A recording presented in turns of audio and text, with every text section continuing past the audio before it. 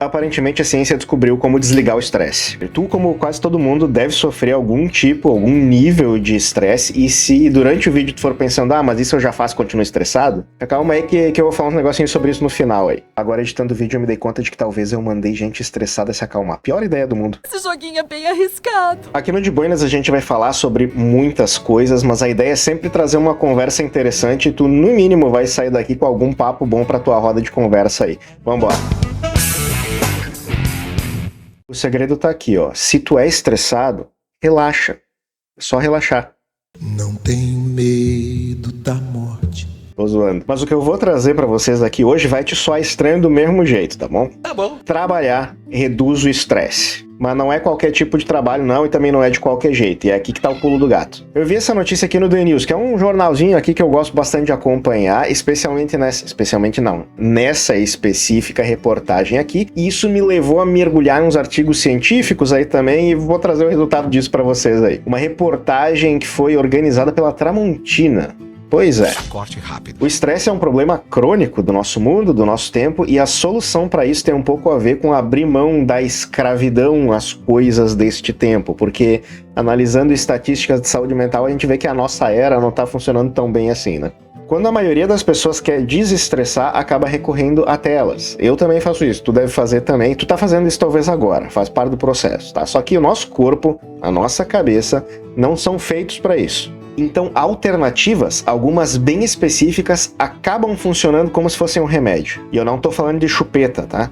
Inclusive, olha aqui, já que estamos falando nisso, essa moda de chupeta para adulto aqui, ó, pode causar desalinhamento nos dentes, sobrecarga na articulação temporomandibular e ainda reflexos na respiração.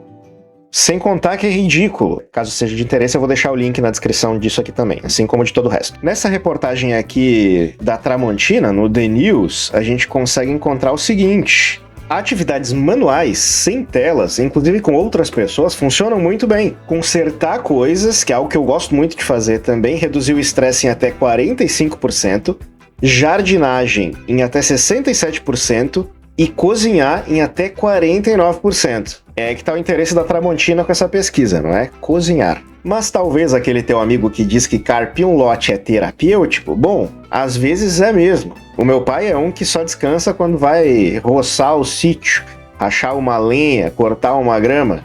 E às vezes a gente ri dele, só que agora ele tem embasamento científico. Eu também gosto de fazer isso, eu também desestresso rachando uma lenha, gosto muito de consertar coisas, gosto muito de construir coisas. O Marcos, um amigo meu, sempre falava que cuidar do terreno para ele era terapêutico. Sempre me identifiquei com isso também, só que ter achado uma pesquisa nesse sentido foi bem interessante. Lembrando, talvez tu que esteja ouvindo isso já trabalha com esse tipo de coisa e diz, sou estressado igual, mas calma aí que vamos chegar lá. Eu também achei esse outro artigo científico aqui, Gardening Promotes Neuroendocrine. A jardinagem promove a restauração afetiva e neuroendócrina do estresse. Mas qual é a ideia deste artigo? Eu vou deixar ele aí no link para vocês também. 30 pessoas passaram por um teste cognitivo que gera tensão na mente, ou seja, tiveram um estresse induzido. Depois elas foram para uma experiência, onde aleatoriamente elas foram postas para fazer jardinagem ou leitura, lá no mesmo lote, tá? Enquanto umas estavam lendo, outras estavam fazendo jardinagem. Aí foram medidos, obviamente, os níveis de cortisol, né, que é um termômetro de estresse também, antes e depois desse processo, e o resultado foi que ambos os grupos passaram por uma diminuição significativa nos níveis de cortisol, tanto os que estavam lendo quanto os que estavam fazendo jardinagem. Mas o pessoal da jardinagem teve uma melhora mais significativa ainda. Ou seja, jardinagem, anti-estresse, ansiolítico, o que tu quiser. Leitura também, né? Mas o protagonista deste episódio foi a jardinagem. Vamos pro próximo artigo. Olha só, redução dos níveis de cortisol e resposta de participantes depois de um período de fazer arte, enfim, de atividades artísticas. Deixarei o link também na descrição para quem quiser ler esse artigo em inglês. Mas o resumo é o seguinte: 39 adultos com idade entre 18 e 59 anos seriam testados antes e depois do experimento com os níveis de cortisol e tudo mais, e também responderiam um questionário para dizer como se sentiram depois do experimento. E o experimento era atividades artísticas aí por 45 minutos. Aí eles poderiam escolher argila, pinturas, marcadores, etc. E tudo isso sem orientação rígida, é liberdade artística mesmo. Resultado: cerca de 75% dos participantes tiveram diminuição nos níveis de cortisol e nos níveis de estresse. E ali, pelo que eu entendi no artigo, tinham tanto pessoas que já tinham experiência com artes antes, como pessoas que não tinham experiência nenhuma. Então, não dependia se as pessoas já gostavam de praticar artes antes disso. Nos relatórios, quase todo mundo comunicou relaxamento, diminuição da preocupação, sensação de clareza mental. Ano que vem eu quero estar na praia vendendo minha arte. 75%, é claro, a gente pode perceber que não foi 100%. Ele é um gênio.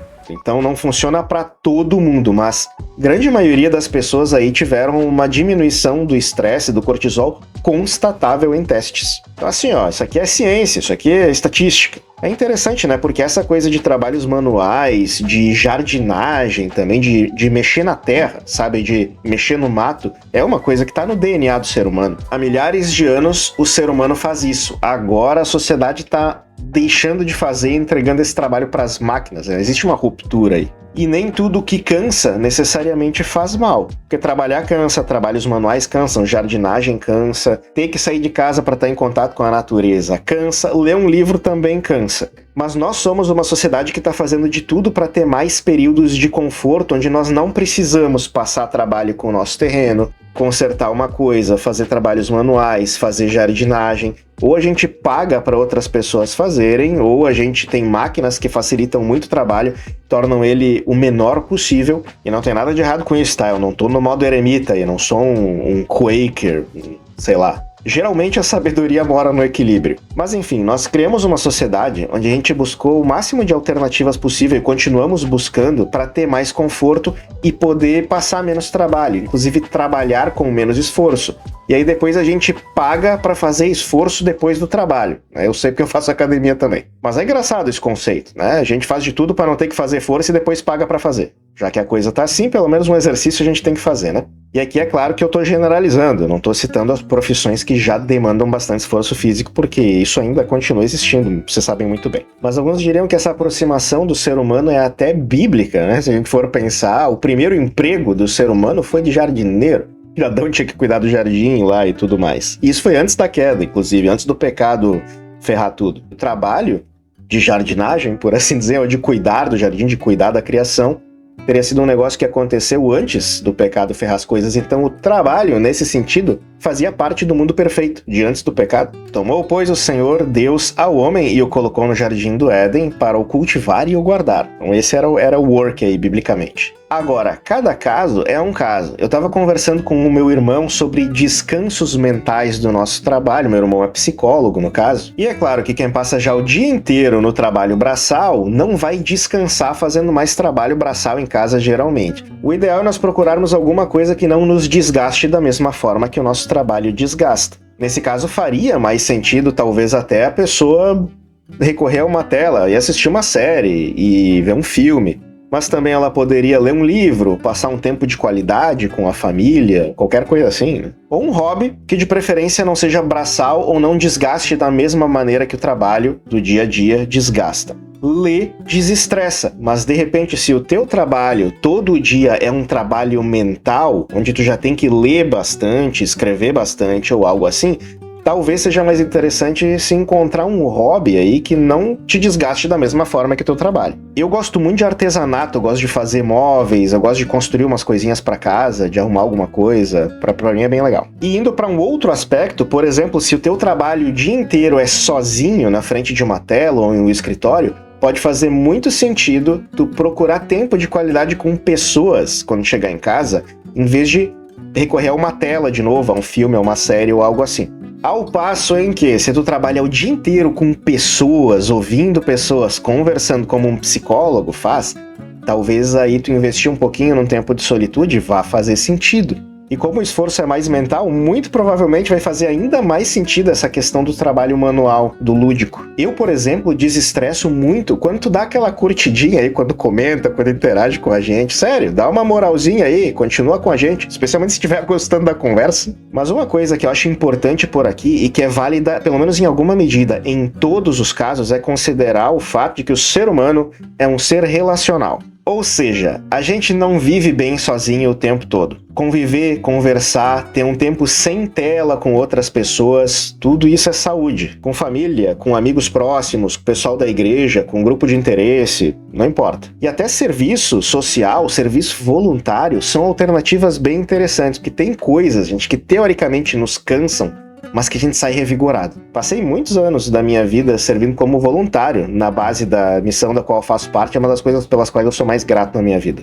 Talvez alguns de vocês saibam do que eu tô falando em função da pandemia, mas o isolamento é outro fator que causa ou intensifica estresse, ansiedade, depressão e até alguns hábitos insalubres que a gente tem. Mas isso aí é um outro tópico que de repente dê pra fazer um outro vídeo. Só que tem coisas que valem o nosso estresse. Nós não podemos viver na ilha da fantasia, dentro da nossa cabeça e esquecer do que está acontecendo à nossa volta, de problemas reais que estão acontecendo ao redor de nós.